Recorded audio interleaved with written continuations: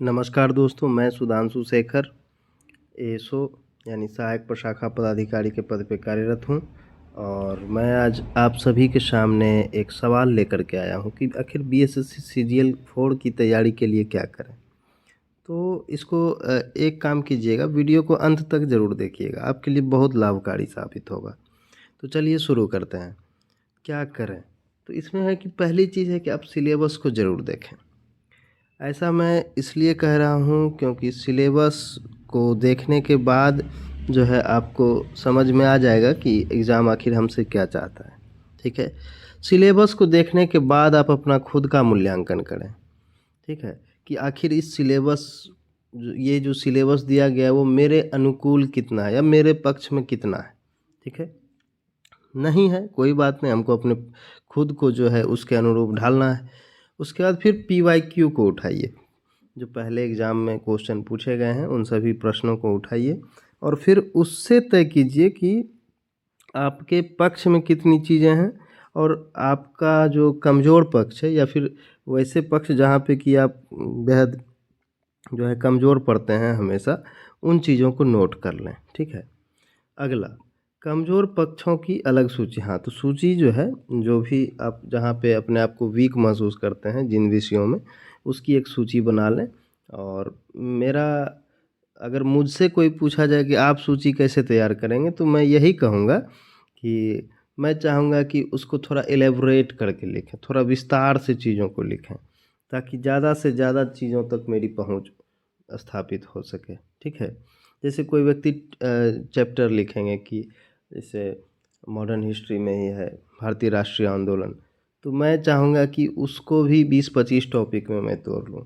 ठीक है, तो इस तरह से आप विस्तार में थोड़ा सा उस पर थोड़ा मेहनत करके 2-4 दिन समय दे करके आप उस सूची को तैयार कर लेंगे। उसके बाद उन सूची में अब आपको पता है कि मुझे क्या करना है, तो हर सप्ताह का आप जो है एक लक्ष्य निर्धारित कीजिए कि इस सप्ताह में मुझे कहाँ पहुँचना है। ठीक है, फिर उस साप्ताहिक लक्ष्य को दैनिक लक्ष्य में विभाजित करें, उसको फिर आप 7 पार्ट में बांट दीजिए कि तब फिर क्या होगा कि आपके पास एक दिन का लक्ष्य रहेगा। ठीक है, 7 पार्ट में जब आप बांट देंगे तो मतलब हर एक दिन का लक्ष्य आपके पास रहेगा। अब क्या करना है, दैनिक लक्ष्य को भी आप कई पार्ट में बांट दीजिए। ध्यान दीजिएगा, बहुत गंभीर बात है। दैनिक लक्ष्य को भी कई पार्ट में बांटना है। उससे क्या होगा कि करीब आधा घंटा या 1 घंटा तक का लक्ष्य आपके पास रहेगा, तो वो एक बेहद छोटा लक्ष्य होगा। अगर आपसे कोई कह दे कि भाई आपको जो है कहीं जैसे एवरेस्ट चढ़ना है, ठीक है, तो लगेगा कि इतना ऊंचा पहाड़ है, नहीं हो पाएगा।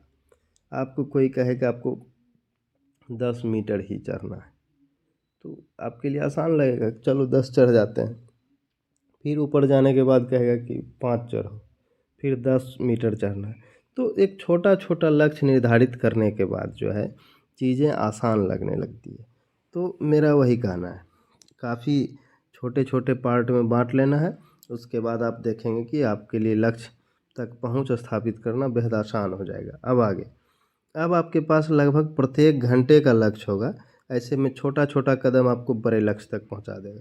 तो मैं यही कहना चाह रहा हूँ। ठीक है, जैसे भी हो इन चीज़ों पर आप अमल करें और अपनी तैयारी को बेहतर बनाएं। ये काफ़ी मददगार साबित होगा, एक बार आप इस तरीके को अपना कर देखें। और अगर आप चाहते हैं कि हमारे टेस्ट सीरीज प्रोग्राम से जुड़ें और उसका लाभ उठाएं, तो अभी जैसे हमने दृष्टि क्विक बुक का एक पूरा सीरीज शुरू किया हुआ है, घटना चक्र का भी और लुसेंट का भी, तीनों चल रहा है बहुत स्मूथली। उस पर आपको नोट्स भी उपलब्ध कराया जाता है और नोट्स के साथ साथ जो है उस पर हम वीडियो लेक्चर भी लेकर के आते हैं।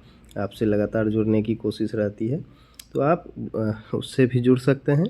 इसके डिस्क्रिप्शन बॉक्स में आपको टेलीग्राम का जो हमारा पब्लिक ग्रुप है उसका लिंक दे देंगे और आप उसके माध्यम से हमसे जुड़ सकते हैं। एक पेड ग्रुप चल रहा है जिसमें सारी चीज़ें कराई जा रही है, तो उससे भी आप जुड़ सकते हैं। धन्यवाद।